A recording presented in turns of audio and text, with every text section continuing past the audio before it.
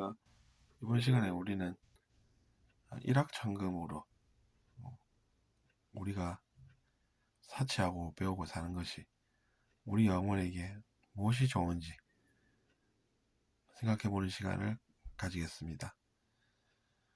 우리는 흔히 이제 로또 복권에 당첨됐다든지 아니면 비슷한 외국의 사례를 통해서 일확천금을 얻은 사람이 어떤 삶을 살게 되었는지 가끔 접하는 경우가 있습니다.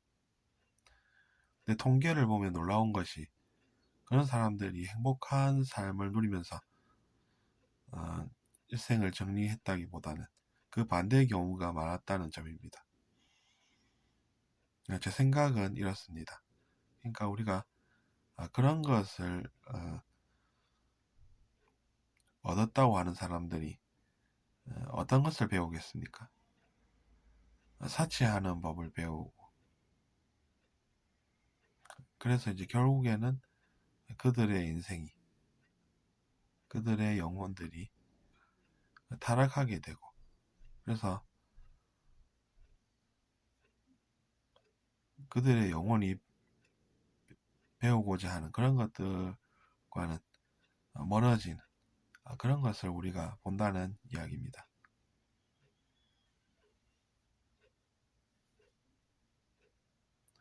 우리가 돈이라고 하는 것은 제 생각엔 그렇습니다.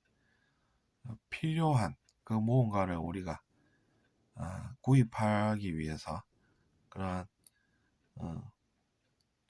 화폐가 필요한 것이지, 필요 이상의 것들을 우리가 구입하기 위해서 그 많은 돈이 필요할까, 이런 생각을 하게 된다는 것이죠.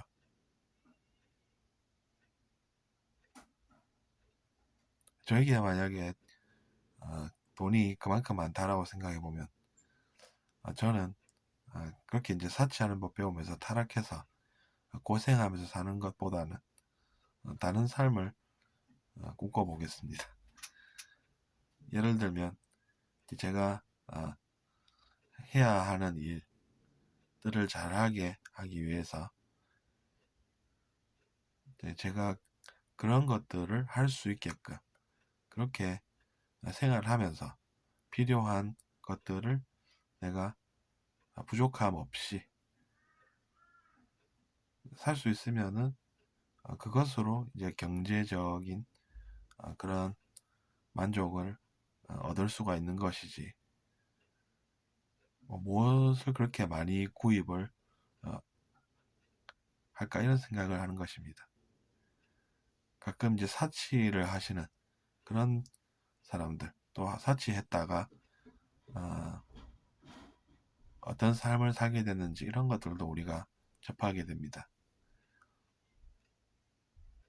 언론을 통한 그런 정보들이 우리에게 주는 시사점은 어떤 것일까요?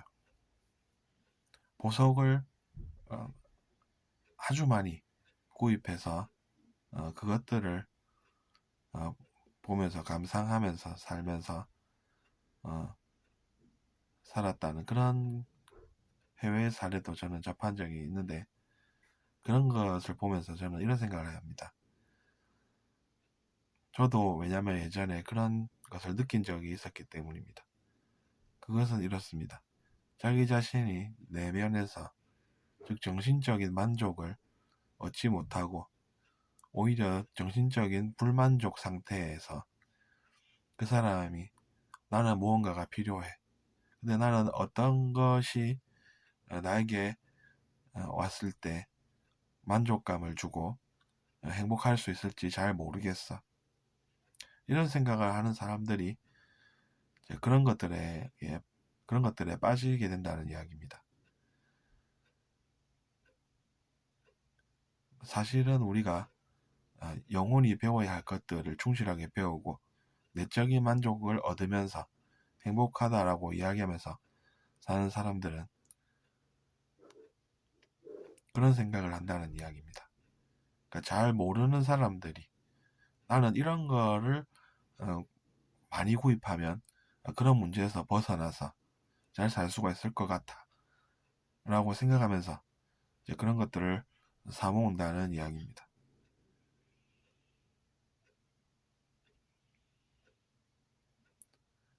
저도 비슷한 경험을 했었습니다. 어릴 적에 이제 무언가를 가지면은 내가 그런 불만족 상태에서 벗어날 수 있을 것 같다라고 생각을 했었다는 이야기입니다. 하지만 그것으로 제가 충분한 만족을 얻었다라고는 생각하지 않습니다. 오히려 자기 자신의 마음을 욕심으로 자기 자신이 채워서, 즉 그런 선택을 해서 살고, 그것이 이제 무언가에 대한 집착, 그리고 다른 사람의 피해는 아랑곳하지 않는 그런 만족, 이런 것을 추구하게 되다가 그런 것이 결국에는 좋은 것이 없었다라는 결론으로 이어졌다는 것이죠.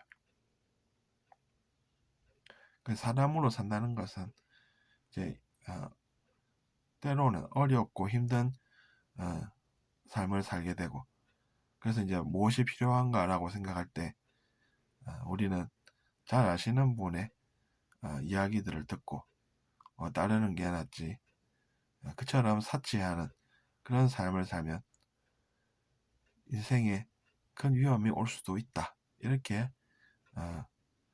교훈을 우리가 얻었으면 합니다. 들어주셔서 감사하고 구독 부탁드립니다.